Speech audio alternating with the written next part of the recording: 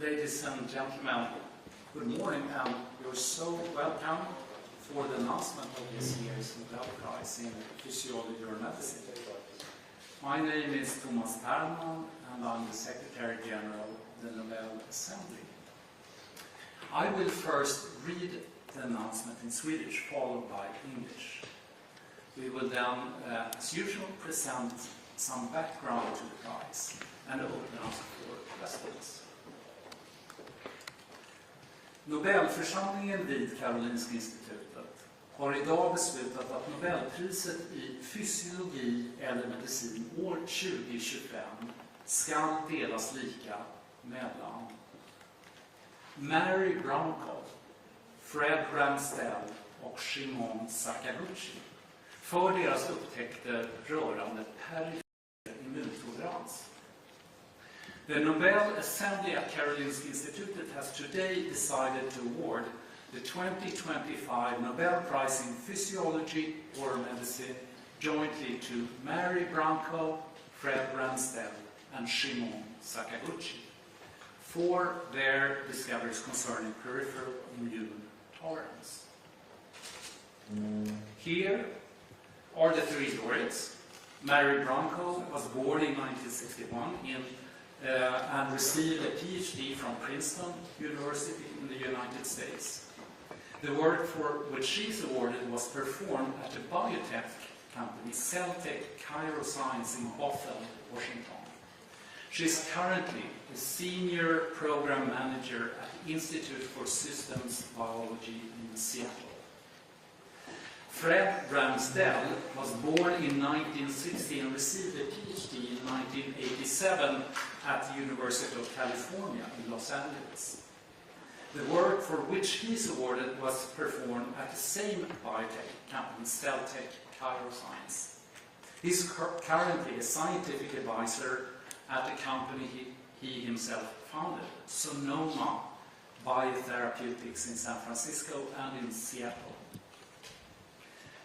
Shimon Sakaguchi was born in 1951, earned an MD in 1976 and a PhD degree in 1983 from Kyoto University in Japan. The work for which he is awarded was initiated at Aichi Cancer Center Research Institute in Nagoya. He is currently a distinguished professor at the Immunology Frontier Research Center at Osaka University. I now turn to Professor Marie Wahren-Herlenius, member of the Nobel Committee, who will now describe this year's Nobel Prize discoveries. Please, Marie.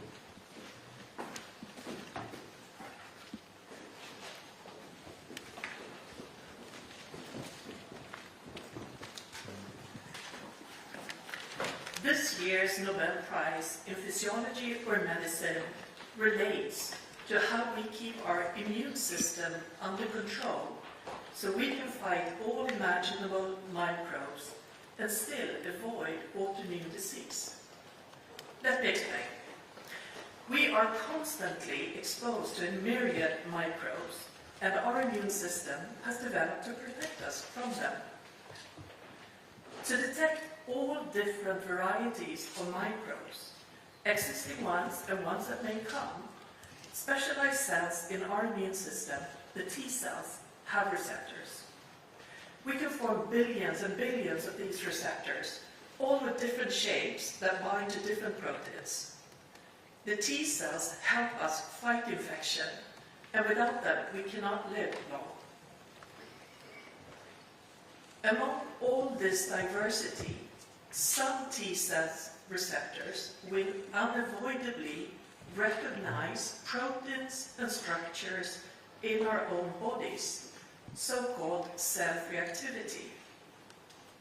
These self-reactive T cells may become harmful and cause autoimmune diseases such as type 1 diabetes, multiple sclerosis, and rheumatoid arthritis. So how does our body solve this problem? From early life, our T cells are generated in the bone marrow and then travel to the thymus, where they go through a test. In this test, harmful self-reactive T cells are eliminated in a process called central tolerance. For a long time, this was believed to be the only way self-tolerance is obtained. However, some self-reactive cells escape out into our circulation and are potentially dangerous. This year's Nobel Prize in Physiology or Medicine concerns the discovery of how those potentially harmful T cells are kept in check. The discovery started with Shimon Sakaguchi's interest in the phenomenon that removing the thymus from mice 3 days after birth led to an overreactive immune system which caused autoimmune diseases. However, if T cells from healthy mice were injected, the development of autoimmune disease was prevented. Sakaguchi realized that among these injected cells, there must be some cells that protect against the overreactive immune system and autoimmune diseases. He started a long search for these cells. Years later, he discovered that if the T cells to be transferred were depleted of cells with the cell surface protein CD25, this pool of cells would no longer protect against autoimmune diseases. But if the T cells with CD25 were also injected, the mice were protected. Sakaguchi called these CD25 positive cells regulatory T cells. Many researchers were, however, skeptical about the existence of regulatory T cells. The critical missing piece would come from Mary Brunkow and Fred Ramsdell. They studied a mouse strain called scurfy because of its scaly skin. The scaly skin was part of a severe autoimmune disease the mice developed. Brunkow and Ramsdell wanted to find the mutation causing the disease. Other researchers had shown that the scurfy mutation was somewhere in the middle of the X chromosome. Today it's possible to map the mouse genome, the whole genome, in a few days, but at the time it was an incredible challenge and like looking for a needle in a haystack. Brunkow and Ramsdell still took on the enormous work of mapping the middle part of the X chromosome in detail, and eventually established that the section of interest contained 20 potential genes. They then examined gene after gene. It was only with the 20th and last examined genes that they found the mutation. The 40th gene was previously unknown, but had many similarities with a group of genes called forkhead box, or FOX genes, and they named the new gene FOXP3. Brunkow and Ramsdell suspected that the rare autoimmune disease, IPEX, which is also linked to the X chromosome, could be the human variant of the scurfy mouse disease. To understand if that was the case, they analyzed samples from children with IPEX and found mutations in the FOXP3 gene. These findings connected the FOXP3 gene also to human autoimmune disease. These two key discoveries, Sakaguchi's identification of cells that regulate immune responses, and Brunkow's and Ramsdell's identification of the FOXP3 gene as important for keeping the immune system in control, indicated that the FOXP3 gene could be important for regulatory T cells. Shimon Sakaguchi was first to show that FOXP3 is actually essential for the development of the regulatory T cells, so-called Tregs, and therefore critical in peripheral immune tolerance. This was soon followed by reports from other scientists and unleashed a whole new field in immunology. Subsequent studies show that when autoreactive T cells get activated, the regulatory T cells act to control them, both through cell-cell contacts and by soluble molecules. In this way, immune tolerance can be maintained without deleting too many T cells, which could be needed for our protection against current or future microbes. The discoveries have spurred development of several potential new treatments. Clinical trials are ongoing to increase the number of regulatory T cells for suppressing unwanted immune reactions in autoimmune disease or following organ transplantation. This is done either by injecting growth factors that stimulate regulatory T cells or by multiplying regulatory T cells in laboratories, which can then be given to patients. The opposite approach is used in trials for cancer. Cancer cells can make use of our regulatory T cells to avoid immune reactions that could destroy the cancer cells. For cancer treatments, the focus is therefore on down-regulating or destroying the regulatory T cells so that our immune system can act against the malignant cells. To summarize, Mary Brunkow, Fred Ramsdell, and Shimon Sakaguchi have provided fundamental knowledge of how the immune system is regulated and are therefore awarded this year's Nobel Prize in Physiology or Medicine for their discoveries concerning peripheral immune tolerance.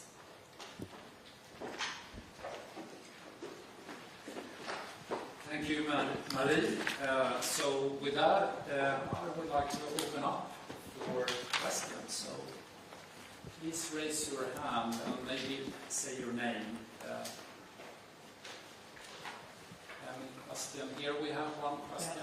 Constantine from Associated Press. Have you managed to reach one of the laureates today on the phone? Yeah, you said it exactly right. I was able to reach one of the laureates, and that was Shimon Sakaguchi, who I reached. I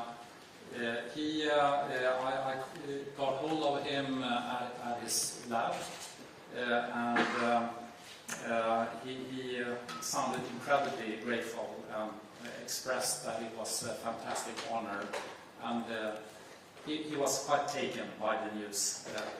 Fortunately, I had a lot of information to give him, so that worked out okay. Unfortunately, I wasn't able to reach any of the other two. They are probably, we have their phone numbers, but they're probably on silent mode, and I asked them to, if they have a chance, call me back. Anyone else? Yes? Sure.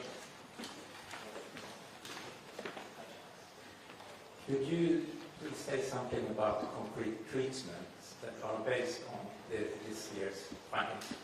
Yeah, so I will give the word to, and I forgot to introduce also, we have two additional experts here. Gunilla Karlsson-Hedstam, member of the Nobel Committee, and also Ole Kempe, chair of the Nobel Committee. And Ole, if you could take that first question. Yes. Well, what you have to realize is that this year's Nobel laureate get the prize for discovering a principle, the principle where peripheral tolerance is mediated by T regulatory cells that are FOXP3 positive. So, having that said, there is quite a lot of development going on, but it's still early studies, which are both some negative studies and some studies that in an early phase has given positive results, like for example stimulating of the IL-2 receptor in patients with atopic dermatitis. So the IL-2 receptor is the same as the CD25. So, and there is a lot of CD25 on T regulatory cells, and then you can stimulate them, you expand them, and you get more Tregs. That's one study that has worked, but there are many more alternatives using genetic methods to insert specific T cell receptors. If you know what the receptor against a specific autoantigen is, you can get much more forceful T regulatory cells. Or you can use the CAR-T principle. You add genetically an antibody to the area where you want this suppression to occur. But as I said, we are in early days. More? Here we have one, yes.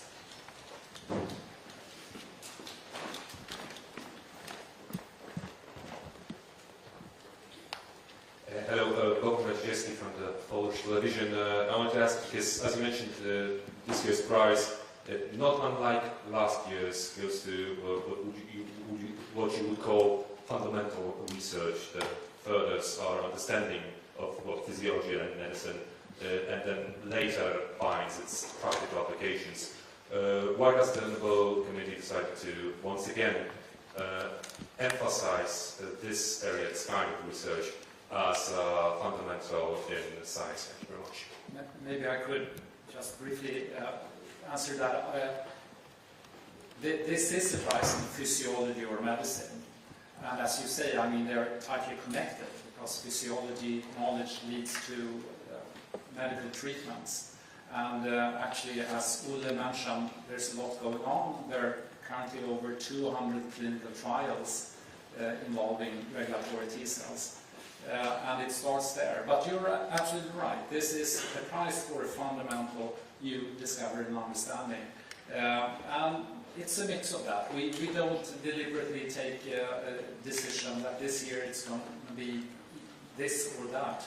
We always take the most suitable proposal that we have scrutinized and reviewed sufficiently, and that is really worthy of an Nobel Prize. Any more? I know people are usually eager for their interviews, but maybe you have something you're curious about that everyone else will be as well.